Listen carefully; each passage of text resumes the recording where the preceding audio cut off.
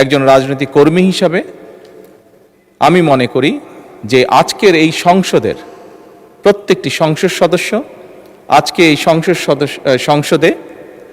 প্রত্যেকটি রাজনৈতিক দল আমরা মনে হয় একটি জায়গায় উপনীত হয়েছি যে আমাদের আর যা কিছু ব্যাপারে মতপার্থক্য থাকুক না কেন, দেশ এবং দেশের মানুষের স্বার্থ রক্ষার ব্যাপারে আমাদের কোনো মতপার্থক্য নেই।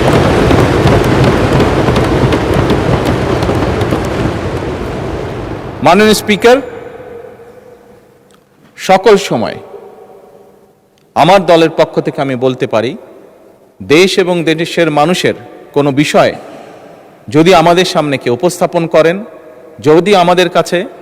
দেশ এবং দেশের মানুষের স্বার্থের ব্যাপারে কেউ কোনো প্রস্তাবনা দেন, আলোচনা করতে চান, পরামর্শ দেন, সুপারিশ দেন, বাংলাদেশ জাতীয়তাবাদী দল সকল সময় প্রস্তুত সেই বিষয়ে আলোচনা করার। সেটি আমরা যে অবস্থানেই থাকি না কেন, সকল সময় আমরা সেই প্রস্তাব গ্রহণ করতে, সেই প্রস্তাবে আলোচনা করতে আমরা রাজি আছি।